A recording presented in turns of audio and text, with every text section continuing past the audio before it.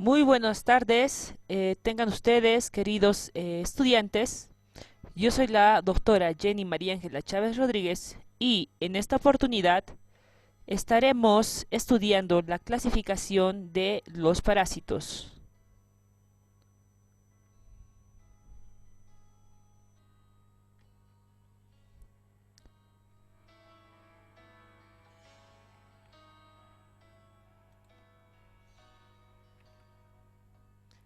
Bueno, en cuanto a la clasificación de los parásitos, nosotros podemos ver que en realidad estos organismos vivos se dividen en tres grupos, mencionados como el reino protozoa o protozoarios, los helmintos y los artrópodos. Debemos, sin embargo, saber la clasificación taxonómica de los mismos. En este caso, nosotros tomaremos en cuenta tanto el reino del parásito como la familia, la clase a la que éste pertenece, el orden en el cual se encuentra determinada su familia, el género y la especie. Como nosotros podemos observar en el ejemplo de la diapositiva, vemos al parásito conocido comúnmente como el piojo. Sin embargo, el nombre científico del mismo, como observaremos, es su nombre Tiráftera, perteneciendo al orden de los tiráfteros. Fue descubierto por Haeckel en 1896, pertenece a la clase Insecta y más que todo en el grupo de la clasificación de los parásitos pertenece al grupo de los artrópodos, con una clasificación superior perteneciente a los Exopterygota. Es importante saber esta clasificación taxonómica porque de aquí nosotros podemos partir desde qué género pertenece y a qué especie pertenece el parásito, que son los clasificación dentro de la clasificación taxonómica, los aspectos más importantes que nosotros debemos conocer. En cuanto al nombre científico, debemos saber que el nombre científico de cada parásito ha sido dado por su descubridor y también consensuado de forma científica. Entonces, veremos que en el nombre de cada parásito, la primera palabra representará el género del mismo y debe escribirse sí la primera letra en mayúsculas. Esto es una regla que se ha establecido en cuanto a la determinación del nombre científico de cada parásito. Y la segunda palabra representará la especie del parásito y se escribe con minúsculas. Como vemos aquí, tenemos el ejemplo de entamueba histolítica, donde podemos ver que la primera palabra que representa el género, esta es una ameba que pertenece al género entamueba. Y vemos que está escrita con mayúscula la primera palabra. Y como habíamos dicho, la segunda palabra se presentará a la especie del mismo. En este caso, esta ameba es histolítica por la patogenicidad que ésta produce, ya que sabemos que produce lisis a nivel celular.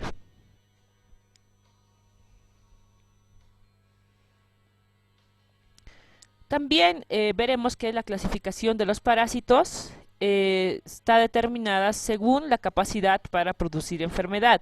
En este caso tenemos dos grupos, el grupo patógenos, que no producen ningún tipo de sintomatología ni causa daño al huésped como ocurre a los portadores, y los no patógenos, donde en este caso es la especie considerada también como saprófita, donde los parásitos pueden aumentar la capacidad de producir la lesión en algunos casos, y a veces cuando sucede esta sinergia pueden considerarse como parásitos oportunistas. Entonces, para considerarlos a nuestro estudio, los que nosotros más que todo tomaremos en cuenta serán ambos grupos, sabiendo que los patógenos siempre serán aquellos que puedan producir mayor sintomatología e incluso llegar a el deceso del paciente en el caso de no tratarse de forma adecuada la parasitosis diagnosticada. Veremos también que habíamos dicho que dentro de la clasificación de los parásitos existían tres grupos. El primer grupo a estudiar es el grupo de los del reino Protozoa. En este caso son seres unicelulares, los cuales también tienen tres diferentes subgrupos. El grupo Sarmomastigopora, dentro del cual se encuentran los flagelos y las amebas. También tenemos el subgrupo Apicomplexa, donde se encuentran los esporozoarios, y también en el grupo de Ciliospora, donde se encontrarán los organismos ciliados, ¿no? En este caso tenemos ejemplos. Por ejemplo, aquí estamos viendo un trofozoito de Giardia lambia, que es un protozoario ciliado. Como podemos observar ahí sus cilios, ¿no?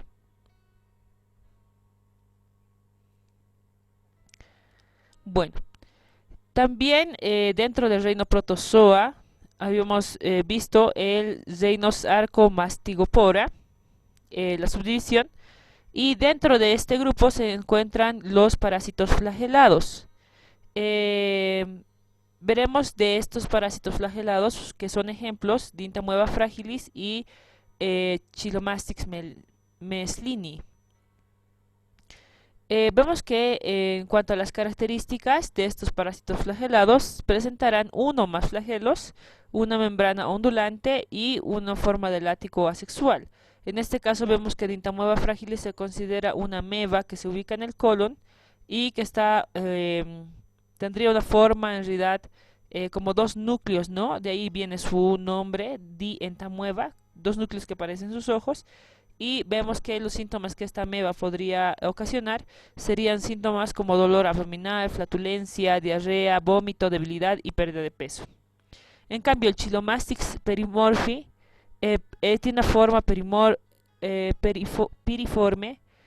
Vamos a ver también que es similar sí, a las tricomonas, y la sintomatología que causa Chilomastix mesnili son como dolor abdominal, flatulencia y diarrea.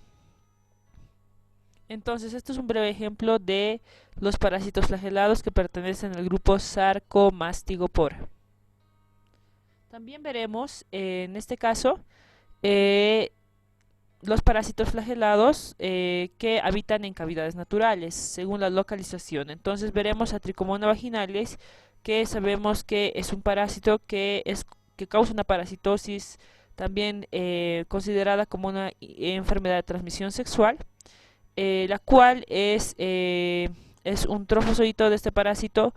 Tiene de 3 a 5 flagelos, más una membrana ondulante. Además puede causar vaginitis o cervicitis en las mujeres, y en los hombres también puede causar algún tipo de enfermedad, especialmente en su especie Hominis y Tenax, ¿no? Y son comensales inicuos, ¿no? La tricomoniasis siempre va a tener, bueno, unos síntomas de acuerdo al área donde habita, ya que desatará en la mujer síntomas como mucosas inflamadas, erosionadas, abundantes secreciones, con un cambio de coloración, ¿no? Y en cuanto al diagnóstico, nosotros observaremos en el flujo vaginal, al examen directo en fresco, podríamos realizar un frotis para determinar la presencia del trofozoito de Tricomona vaginalis. Y ahí está mencionado también el tratamiento, que digamos se podría utilizar metronidazol tópico u oral, ¿no? En cambio, Giardia, que también pertenece al reino protozoarios, como habíamos mencionado, y que produce la parasitosis conocida como giardiasis, se ubica y tiene como hábitat el duodeno y ayuno.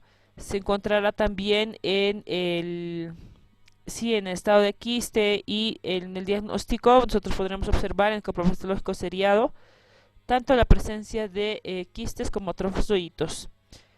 Los síntomas que produce esta ameba será irritación, inflamación de la mucosa, diarrea aguda y síndrome de mala absorción, y el tratamiento en realidad se podrá utilizar metronidazol, furazolidona o tinidazol, ¿no?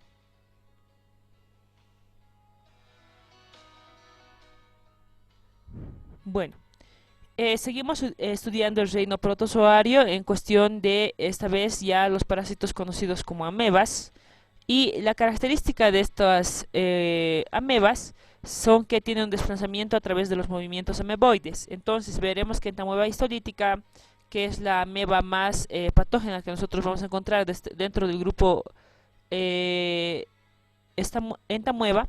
Entonces veremos que entamueba histolítica puede producir disentería amebiana, también se ubica en el intestino grueso.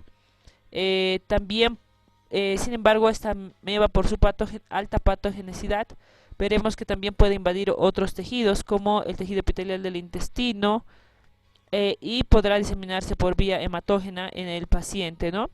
En cuanto al diagnóstico, podemos ver que realizando un coprofar histológico seriado podríamos captar la presencia de los quistes de entamueba histolítica.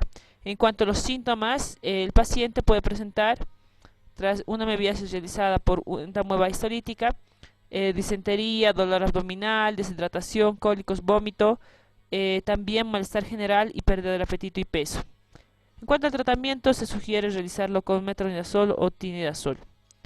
Y también aquí tenemos, ¿no?, todo el grupo de amebas que lo estudiaremos mucho más adelante, donde vemos entamueba coli, iodoameba buchili y endolimax nana.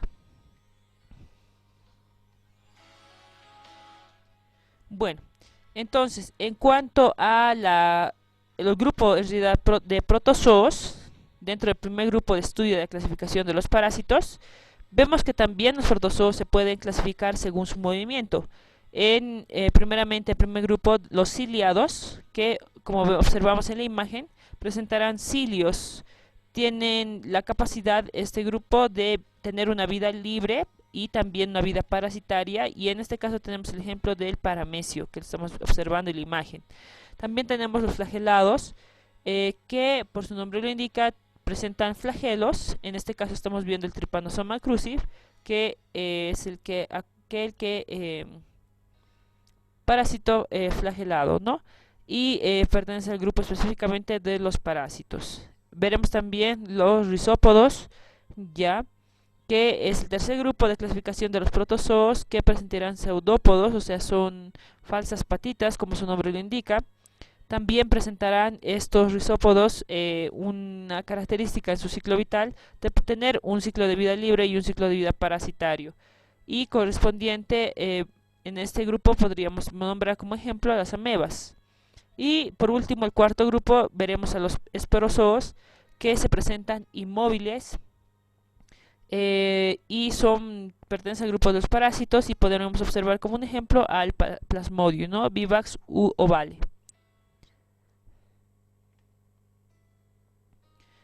Veremos también que en el reino protozoa, el otro grupo a estudiar es el grupo de los Ciliospora, que son parásitos ciliados que entre sus características tienen cilios en hileras con dos tipos de núcleo en cada individuo, y también pueden tener reproducción asexual. En cambio, en este grupo nosotros podremos nombrar como ejemplos Balantidium coli, que es un parásito que se encuentra en los cerdos y que tiene como hospedador, como lo mencionamos, ¿no?, definitivo o intermedio al hombre. Y veremos que en los humanos puede producir la parasitosis conocida como la balantidiasis o disentería balantidiana.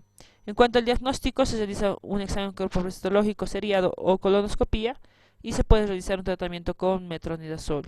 También dentro de este grupo de parásitos podemos observar a la aemoporina.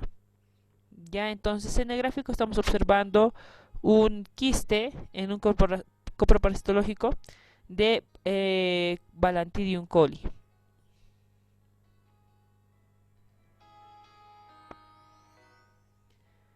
Bueno, vemos también el grupo, esta vez, de los helmintos, ya, donde aquí tenemos un esquema, donde vemos que también los helmintos se pueden nombrar como los metazoos. En este caso, los helmintos tienen dos grupos de subdivisión: los platelmintos, que son por sus características gusanos planos, como la Taenia solium, y dentro de este grupo de platelmintos hay subdivisiones como los trematodos y los cestodos.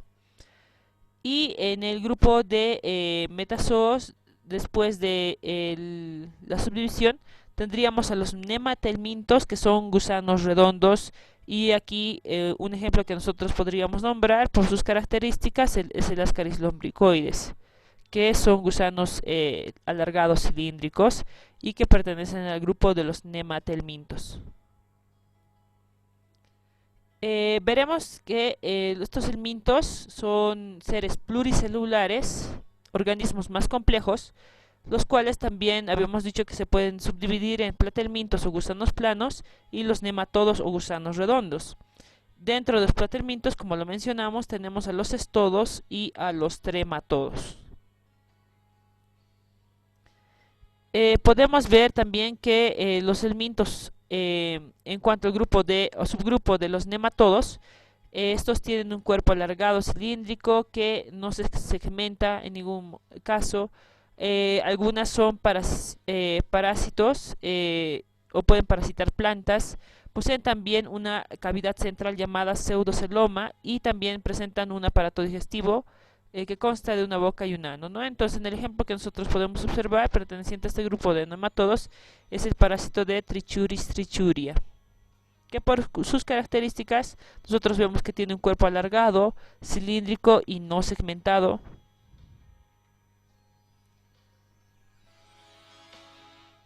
Los helmintos, en su subgrupo de trematodos, veremos que estos trematodos son hermafroditas, a excepción del género Schistosoma.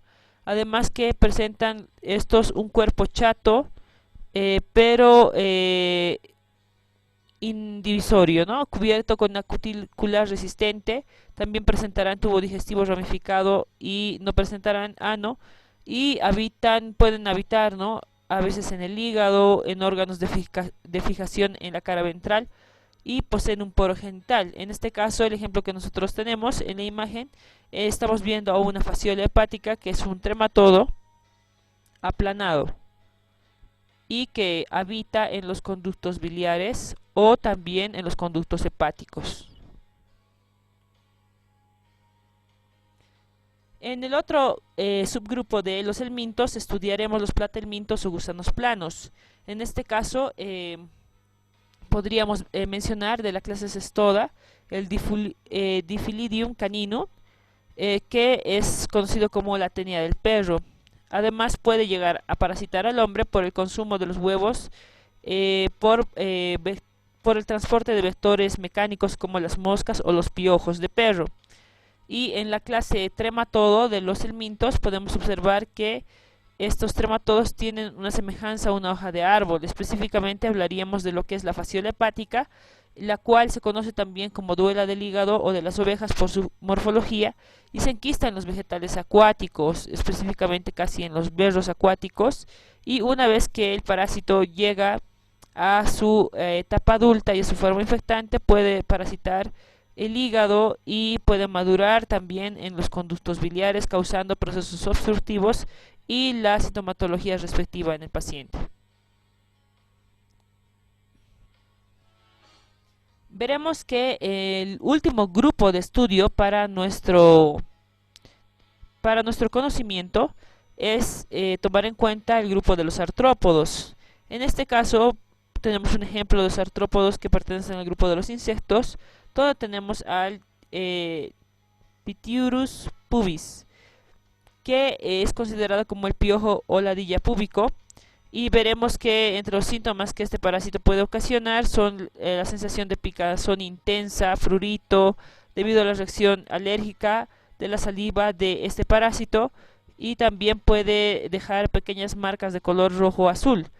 En cambio, con la miasis, que es un parásito que es esparcido en realidad en zonas cálidas por las moscas, veremos que en el hombre puede, digamos, parasitarlos, digamos, en regiones que sean que no superen los 1000 metros de altura. Además, depositará esta mosca sus huevos en moscas comunes y el huevo penetrará en nuestra piel cuando esté en contacto con ella y la sobrepase. Bueno, esto ha sido todo, queridos estudiantes. Espero les haya servido y les agradezco por su atención. Muchas gracias.